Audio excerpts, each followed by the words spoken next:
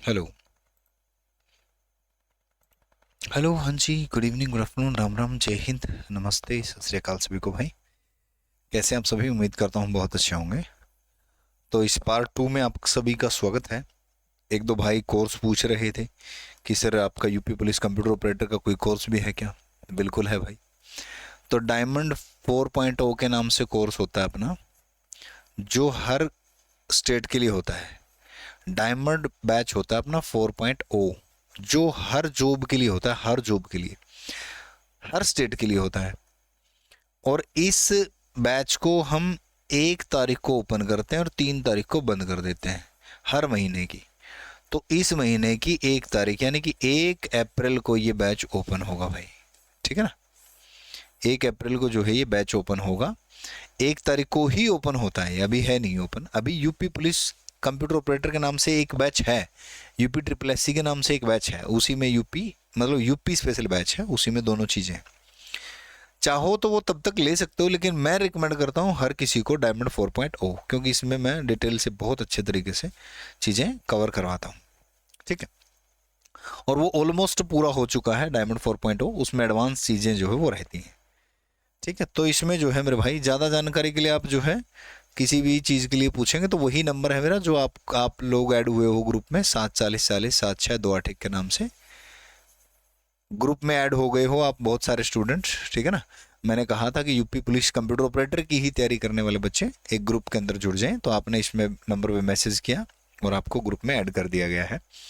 जैसे ये चैप्टर खत्म होता है, आपको प्रैक्टिस के 50 क्वेश्चन जो हो उस ग्रुप में ही दिए जाएंगे भाई। ठीक है? तो चलिए मेरे भाई, करते हैं शुरू आज की कहानी। ठीक है? ये बुक थी, ये बुक जो है हम पढ़ रहे हैं, बुलियन अलजेब्रा हमने टॉपिक स्टार्ट किया है। हमने बाइनरी अर्थमेटिक जो है वो स्टार्ट किया था, वंस कॉम्प्लीमेंट और टूज कॉम्प्लीमेंट जो है हमने देखा है, गुना वगैरह हमने किए हैं, बाइनरी का रिप्रेजेंटेशन देखा वंस कॉम्प्लीमेंट में और टूज कॉम्प्लीमेंट के अंदर। ठीक है? उसकी टेबल देखी थी, वंस और टूज कॉम्प्लीमेंट का क्या कुछ होता है। उसके बाद आज बुलियन अलजेब्रा जो है हम स्टार्ट करते हैं भाई। ठीक। बुलियन अलजेब्रा बीजगणित को जॉर्ज बूल ने बनाया था भाई, जॉर्ज बूल के द्वारा तैयार किया गया था। जॉर्ज बूल 1854 में प्रेजेंट किया गया था, प्रस्तुत किया गया था। वे एक अंग्रेजी गणितज्ञ थे, मतलब इंग्लिश मैथमेटिशियन थे, ब्रिटेन से थे, जिन्होंने मुख्य रूप से डिफरेंस इक्वेशन पर काम किया था। वैसे तो उन्होंने डिफरेंस इक्वेशन पर काम किया था, जो डिफरेंशियल इक्वेशन आप पढ़ते हो मैथमेटिक्स के अंदर। बुलियन बीजगणित में 3 मौलिक ऑपरेटर हैं भाई, 3 ऑपरेटर यूज होते हैं। ऑपरेटर क्या होता है? देखो, 2 चीजें होती है, एक तो ऑपरेटर होता है, एक ऑपरेंड होता है। क्या होता है? एक तो ऑपरेटर होता है और एक होता है मेरे भाई ऑपरेंड। क्या होता है? ठीक है ना? एक होता है ऑपरेंड, एक होता है ऑपरेटर। ऑपरेंड क्या होते हैं? जैसे कि ए है, जैसे कि बी है। ऑपरेटर क्या होता है? कि जैसे कि गुना है, जैसे कि जोड़ है। ठीक है ना? इस तरीके से। तो इसमें 3 मेनली काम करते हैं, 3 ऑपरेटर हैं। कौन से? एंड और नॉट। 3 ऑपरेटर हैं।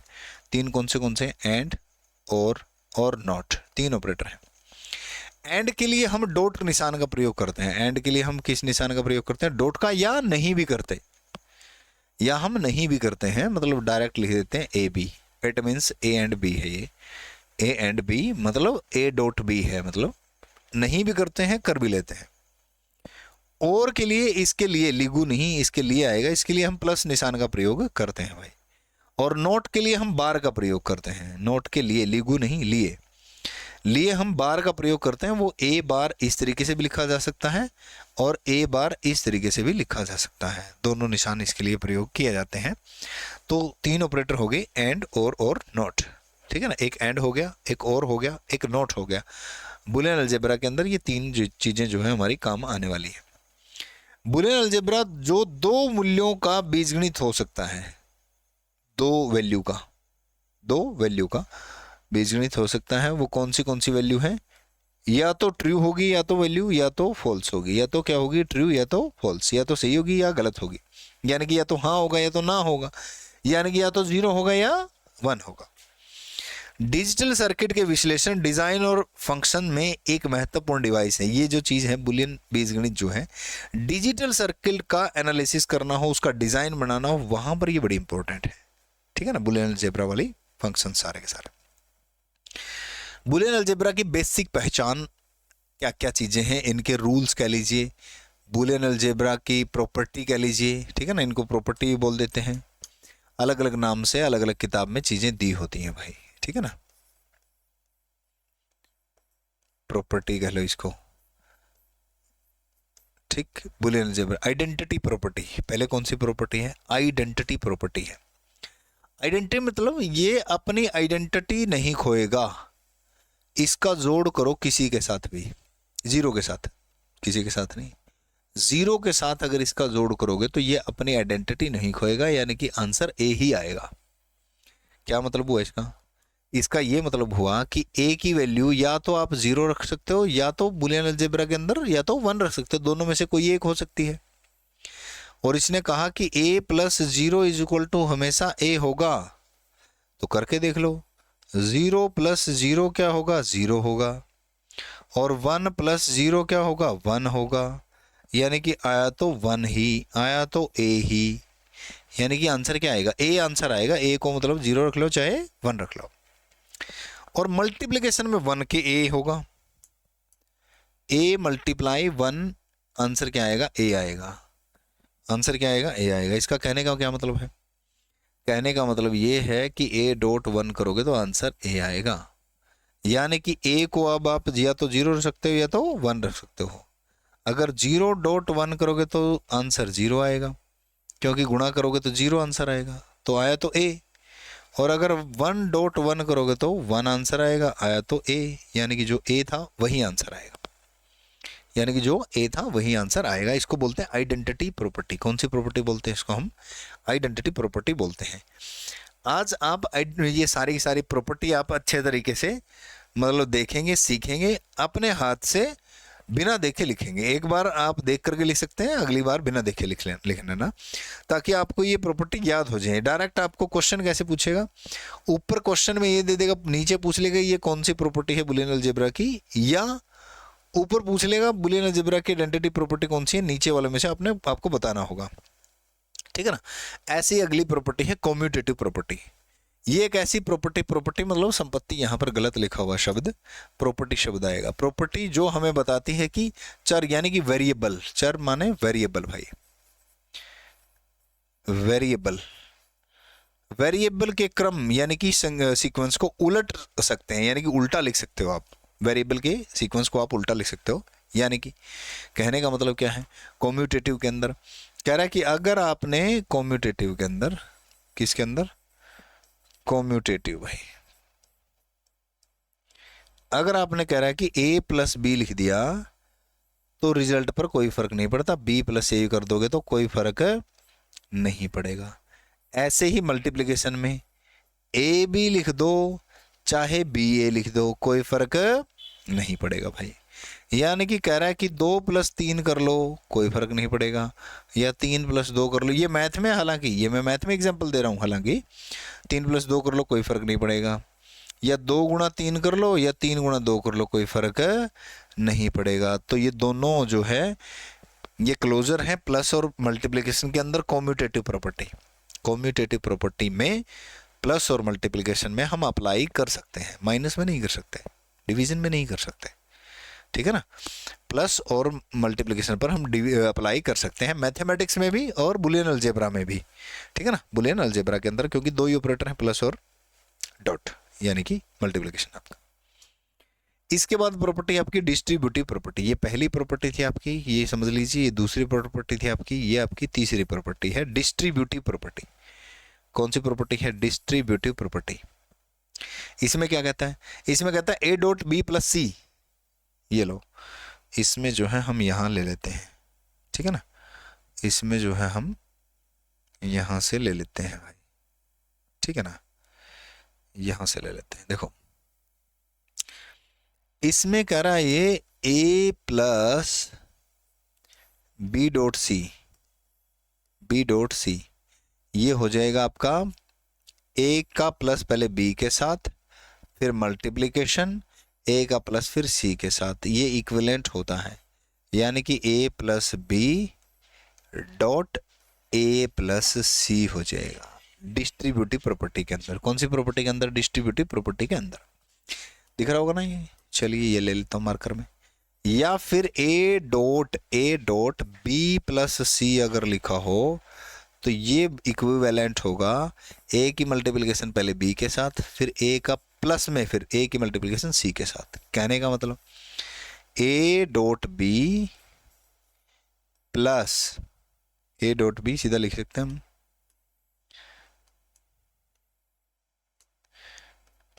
ए dot B plus A dot C, यानी कि ये हो जाएगा आपका A B plus A C, A B plus A C. ये कौन सी प्रॉपर्टी आपकी? डिस्ट्रीब्यूटिव प्रॉपर्टी है मेरे भाई। कौन सी प्रॉपर्टी है?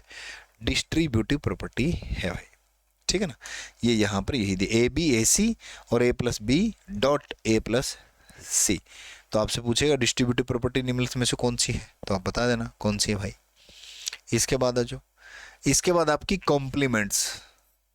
कॉम्प्लीमेंट्स में क्या होगा? ए का प्लस में अगर कॉम्प्लीमेंट होगा तो इसका आंसर हमेशा 1 आएगा। क्या आएगा आंसर? 1 आएगा। ए की वैल्यू या तो 0 रख सकते हैं हम या तो 1 रख सकते हैं, ठीक है ना। ये अगर हमने 0 रखी तो ए का कॉम्प्लीमेंट 1 होता है, इसका आंसर 1 ही आएगा। अगर हमने ए की वैल्यू 1 रखी तो इसका कॉम्प्लीमेंट 0 होता है तो भी आंसर 1 आएगा, यानी कि आंसर क्या आएगा? 1 आएगा। और अगर डॉट में है मल्टीप्लिकेशन में ए का कॉम्प्लीमेंट मल्टीप्लिकेशन में तो आंसर 0 आएगा। ये आपको मदद करते हैं रिड्यूस करने में, सिंप्लीफिकेशन करने में भी। कई इक्वेशन जो आएंगे आपको उनको सिंप्लीफाई करना होगा एक्सप्रेशन को, तो उसमें भी ये पूरा मदद करते हैं। ए की वैल्यू वही या तो 0 या तो 1। अगर 0 रखोगे डॉट 1 तो आंसर 0, अगर 1 रखोगे डॉट 1 तो आंसर 1, ठीक है ना। आंसर 0 आना चाहिए, सॉरी हाँ 0 आएगा। क्यों आएगा? क्योंकि इसका कॉम्प्लीमेंट है ना, इसका कॉम्प्लीमेंट है 0 और यहाँ आंसर 0, ठीक है। ये कौन सी प्रॉपर्टी है? कॉम्प्लीमेंटेशन। कौन सी प्रॉपर्टी है? कॉम्प्लीमेंटेशन। ये है नेक्स्ट प्रॉपर्टी आपकी। वो 3 नंबर थी, ये 4 नंबर कर लेते हैं, ये 5 नंबर कर लेते हैं। आइडेम्पोटेंसी। कौन सी प्रॉपर्टी है? आइडेम्पोटेंसी प्रॉपर्टी। ए प्लस ए करोगे तो ए आएगा, ए डॉट ए करोगे तो भी ए आएगा। ए प्लस ए करो तो आंसर ए ही आएगा, यानी कि ए की वैल्यू या तो 0 या तो 1। 0 प्लस 0 करोगे तो आंसर 0, 1 प्लस 1 करोगे तो आंसर 1। आंसर क्या आएगा? 1। और 1 प्लस 1 आंसर करते हो तो 10 आता है, वो अर्थमेटिक के अंदर आता है, बुलियन अलजेब्रा में नहीं आता। बुलियन अलजेब्रा में 1 प्लस 1 1 होता है, बुलियन अलजेब्रा के अंदर, ठीक है ना। और आपका फिर उसके बाद आपका नल कॉम्प्लीमेंट, सॉरी नल एलिमेंट। नल एलिमेंट है, क्या है? नल एलिमेंट। एलिमेंट है ये, एलिमेंट। ए प्लस 1 करोगे तो हमेशा 1 आएगा। ए की वैल्यू या तो 0 रख लो या तो 1 रख लो तो भी 1 ही आएगा। और ए डॉट 0 हमेशा 0 आएगा। ए डॉट 0 हमेशा क्या आएगा? 0 आएगा भाई, ठीक है ना। उसके बाद है इन्वोल्यूशन प्रॉपर्टी। ये कौन सा नंबर था आपका? 6 नंबर था, ये आपका 6 नंबर था। इसके बाद आती है आपकी इन्वोल्यूशन प्रॉपर्टी नंबर 7। उसके बाद आएगी 8 नंबर। इन्वोल्यूशन क्या है? इन्वोल्यूशन में कह रहा है कि ए का बार और इसका एक और बार है तो बार से बार हट जाएगा, आंसर ए आ जाएगा। आंसर क्या आ जाएगा? ए आ जाएगा। ए के ऊपर बार लगा है और उसके ऊपर भी बार लगा है तो बार से बार हट जाएगा, आंसर क्या आ जाएगा आपका? ए आंसर आ जाएगा मेरे भाई, ठीक है ना। बात समझ आ रही सभी को? अच्छा, आप में से जो भी देख रहा हो, कोई भी बात ना समझ में आए तो आप ग्रुप में ऐड हो, ग्रुप में कमेंट करके पूछ सकते हो। कोशिश करूंगा मैं आपको मतलब सिरे से समझाने की चीज़ें। अगर ग्रुप में भी मतलब हो सकता मैं पेज पे सोल्व करके चीज़ें डाल दूं, अगर ना समझ में आए तो बता देना मेरे को। इसके बाद है 8वीं प्रॉपर्टी आपकी अब्जॉर्प्शन प्रॉपर्टी। कौन सी प्रॉपर्टी है? अब्जॉर्प्शन। अब्जॉर्प्शन प्रॉपर्टी क्या कहती है आपकी? ए प्लस अगर ए डॉट बी है तो आंसर ए आएगा। क्या आएगा? आंसर ए आएगा। ए प्लस ए बी, यानी कि लिख सकते हैं इसको ए प्लस ए बी लिख सकते हैं। आंसर क्या आएगा? ए आएगा। कैसे आएगा? करेगी ए कॉमन ले लो, 1 प्लस बी बच जाएगा। ए कॉमन लिया तो 1 प्लस क्या बच जाएगा? बी, क्योंकि इधर तो कुछ बचेगा नहीं आपका। क्यों नहीं बचेगा? इधर 1 कैसे लिया? इधर 1 कैसे आया? इधर 1 कैसे आया? क्योंकि अभी हमने देखा था कि ए डॉट 1, ए डॉट 1 क्या होता है हमेशा? ए डॉट 1 क्या होता है हमेशा? ए होता है। ए डॉट 1 कहाँ गया? कहाँ गया? कहाँ गया? इन आइडेंटिटी प्रॉपर्टी के अंदर ए डॉट 1 ए होता है हमेशा। ए डॉट 1 क्या होता है हमेशा? ए होता है, ठीक है ना, यानी कि या इसको a डॉट वन लिखो या इसको अकेला a लिखो तो बात एक ही है। और अगर हम a कॉमन ले लेते हैं तो अंदर वन बच जाता है, वन क्या अंदर वन चला जाता है। तो क्या बचा, वन प्लस बी बच गया। क्या बच गया, वन प्लस बी बच गया। और वन के प्लस में कुछ भी हो, ये भी याद रखना, वन के प्लस में कुछ भी हो वन हो जाएगा। वन के प्लस में कितनी भी बड़ी संख्या हो वन हो जाएगा, ठीक है ना। तो वन हो गया, ये हो गया वन। ए डॉट वन कितना क्या होता है, अभी पढ़ के ए डॉट वन हमेशा ए ही होता है, तो ए डॉट वन क्या हो गया, ए हो गया, ठीक है ना। ये एक प्रॉपर्टी है अब्जॉर्प्शन प्रॉपर्टी का, ये एक नियम है और ये एक नियम है। A dot A plus B ये एक नियम है, A plus A dot B एक नियम है और A dot A plus B एक नियम है, ये भी ए के बराबर होता है। ये कैसे हुआ, इसकी मल्टीप्लिकेशन कर दी इसके साथ और साथ में इसके साथ मल्टीप्लिकेशन कर दी, यानी कि डिस्ट्रीब्यूटिव प्रॉपर्टी लगा करके A dot A plus B ऐसे कर दिया है मैंने, इसकी इसके साथ गुना, इसकी इसके साथ गुना, क्या हुआ, ए प्लस ए बी हो गया, ए प्लस ए बी हो गया। तो वही ए कॉमन आ गया, ए कॉमन आ गया तो ये दोनों, ये भी बाहर हो गया, वन प्लस बी बच गया अंदर, और वन प्लस बी बच गया तो अंदर वन, वही आंसर आ गया फिर, ठीक है ना। अरे रुक जाओ भाई, क्या चल पड़ा ये, बात समझ आ रही सभी को, ठीक है ना मेरे भाई। तो ये हो गया भाई, तो ये 8 प्रॉपर्टी होगी आपकी, 8 क्या होगी, प्रॉपर्टी होगी। और एक लास्ट प्रॉपर्टी बची है, आज प्रॉपर्टी ही पढ़ाऊंगा मैं आपको, पता नहीं क्या चला दिया है इन्होंने।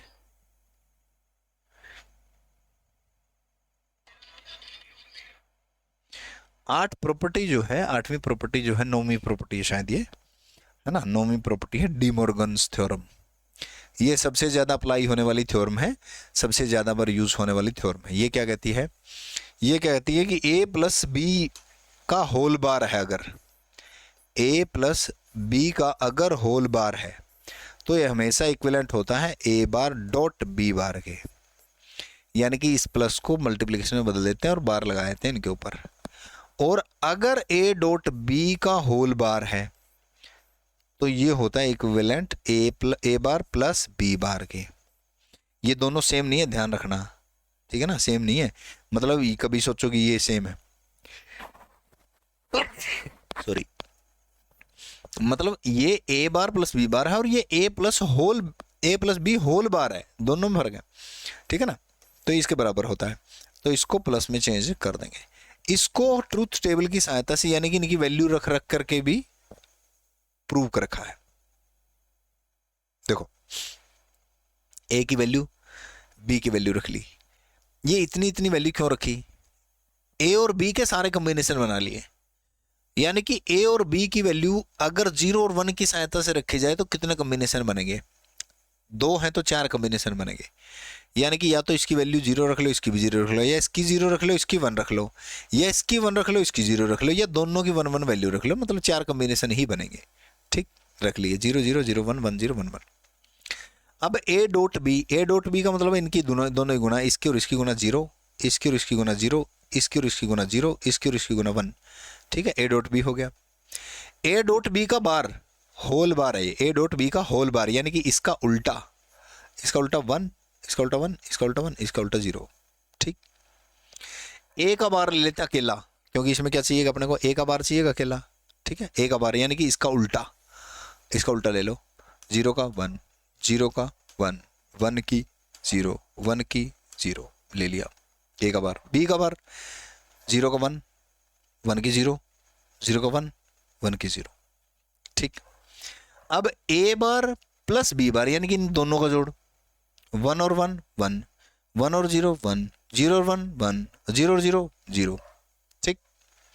अब देखो कह रहा है कि, अब देखो ये कह रहा है कि चेक करो क्या आपका a डॉट बी बार, ये वाला a डॉट बी बार जो है a plus a bar plus b बार के बराबर है क्या, ये वाली लाइन इस लाइन के बराबर है, देखो 1 1 1 0 1 1 1 0 बराबर तो है। तो ये ट्रूथ टेबल की सहायता से भी हम इसको चेक कर सकते हैं, दूसरी प्रॉपर्टी चेक कर दी इसकी, ट्रूथ टेबल की सहायता से भी हम इसको चेक कर सकते हैं। ये पहली प्रॉपर्टी चेक कर रखी है कि a प्लस बी का होल बार अगर करें तो a बार डॉट b बार के बराबर आएगा कि नहीं आएगा, तो ये भी बराबर आ गया है 1 0 0 0 1 0 0 0। पहले यहाँ पर a प्लस बी कर लेंगे, a प्लस बी में 0 0 0 0 1 1 1 0 1 और 1 1 1, ठीक है ना।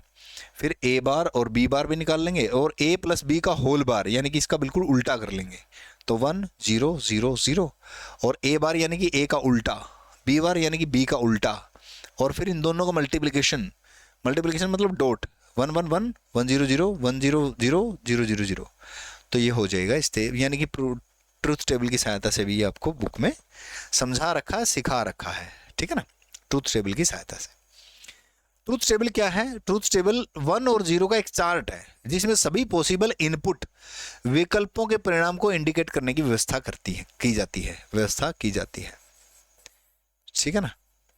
ट्रूथ टेबल क्या है? 0 और 1 का चार्ट है मेरे भाई, ठीक है ना, 0 और 1 का चार्ट है, यानी कि ए बी है तो अगर ए डॉट बी करेंगे तो क्या पॉसिबल कॉम्बिनेशन पर क्या आउटपुट आएगा, ठीक है ना, तो ट्रूथ टेबल कहते हैं इसे, ठीक है ना मेरे भाई। तो आज आप इतना करें ड्यूल ऑपरेशन और उसके बाद थोड़ा सा स्पीड में फिर उसके बाद चलेंगे, क्योंकि एक बार आपको ये चीज़ें समझ में आ जाए उसके बाद फिर शॉर्टकट में चलूँगा मैं, फिर आपको चीज़ें समझ में नहीं आएंगी, के मैप और फिर उसके बाद लॉजिक गेट, ठीक है ना। तो यहाँ तक उम्मीद करता हूँ आपको ठीक सा समझ में आ गया होगा। जो पहली बार है उनको ठीक से समझ में आना बड़ा ज़रूरी है, जो दूसरी बार तीसरी बार रिवीजन कर रहे हैं उनको आ ही गया होगा समझ में। तो एक बार कमेंट करके मेरे को ज़रूर बताया करें सर ओके है, समझ में आ रहा है, बिल्कुल। अगर कुछ सुधार की आवश्यकता है तो उसमें फिर हम चेंज करेंगे। तो आज के लिए इतना ही था, मिलते हैं अगली क्लास में, तब तक के लिए धन्यवाद। जय हिंद सभी को।